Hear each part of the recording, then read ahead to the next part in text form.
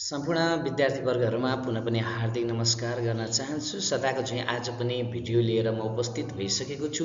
आजको भिडियोमा इन्भिटेसन अर्थात् निमन्त्रणा पत्रको बारेमा प्रश्न नम्बर 13 तपाईँ कक्षा 9 र 10 मा पढ्दै हुनुहुन्छ भने तपाईँको परीक्षाको प्रश्न नम्बर 13 को ख मा सोध्ने वैकल्पिक प्रश्न अन्तर्गतको प्रश्न हो यो निमन्त्रणा पत्र।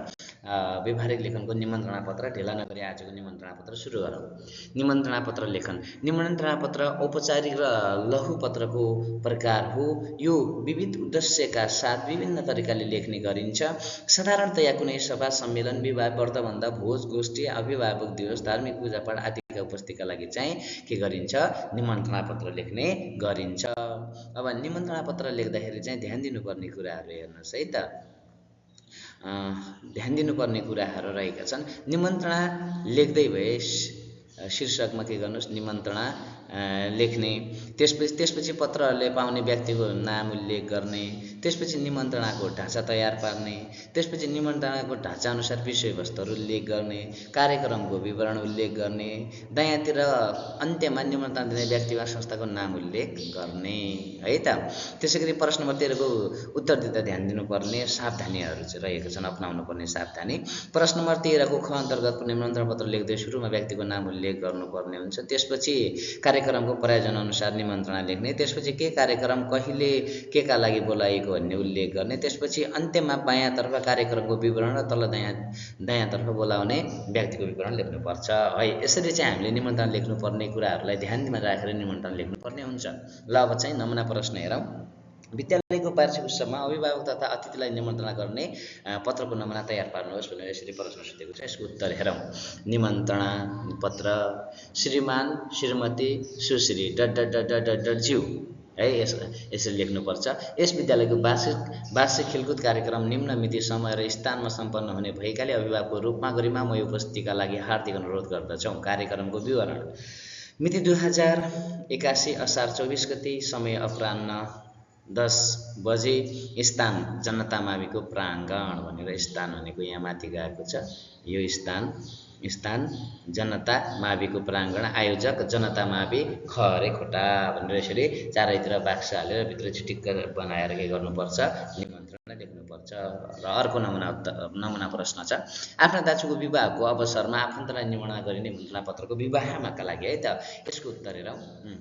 श्री गणेशाय नमः, मङ्गलम भगवान् विष्णु, मङ्गलम गरुडध्वज, मङ्गलम पुण्डरीकाक्ष, मङ्गलाय तनोहरि भनेर यसरी माथि टपमा दिएको छ। त्यसपछि गणेशको फोटो बनाइएको छ। श्रीमान सुश्री ज्यू, अब जसलाई निमन्त्रणा गर्ने हो त्यसको नाम लेख्नुपर्छ। यो चाहिँ हामीले नै राख्नुपर्छ। अब निमन्त्रणा।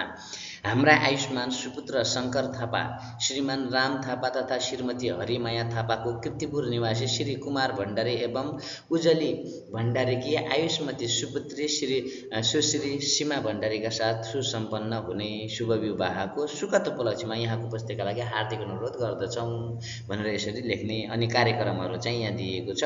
अनि दर्शनाभिलाषी भनेर यहाँ लेखिएको छ। अनि प्रार्थी भनेको जसबाट चाहिँ यो पठाइएको त्यो चाहिँ प्रार्थी यता दायाँपट्टि लेखिएको छ हो। यसरी चारैतिर चाहिँ बााउन्ड्री लगाएर यसरी चारैतिर चार किनारा चाहिँ हामीले यसरी फर्मेट एउटा तयार पारेर चाहिँ हामीले के गर्नुपर्छ?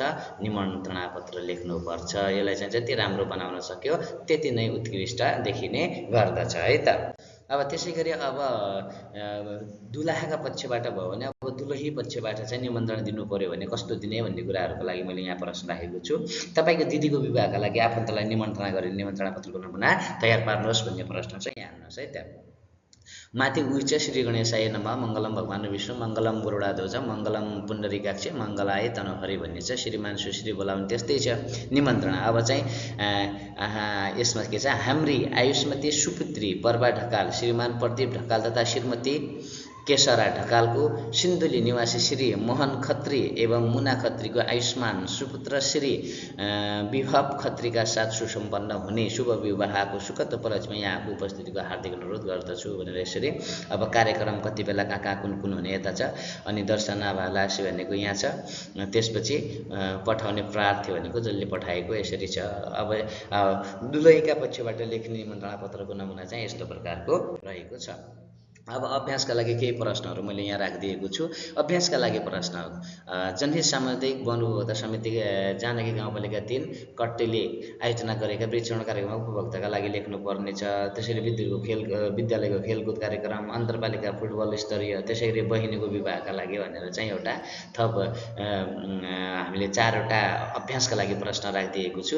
कृपया यी प्रश्नहरू चाहिँ तपाईँहरूले हेर्नुहोला।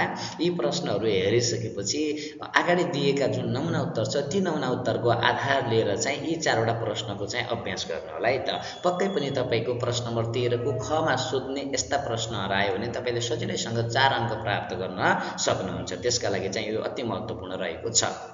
हस् त, अहिलेसम्म यो भिडियो हेर्नुभएकोमा तपाईँलाई हार्दिक धन्यवाद व्यक्त गर्न चाहन्छु। तपाईँलाई पक्कै पनि भिडियो मन परेको होला, कृपया कमेन्ट गर्न नबिर्सिनु होला र यस्तै यस्तै भिडियोको लागि हामीलाई सब्स्क्राइब गरेर जोडिनु होला, साथीहरूको माझमा सेयर गर्नु होला। हस् त, धन्यवाद। अर्को भिडियोमा फेरि भेटौँला।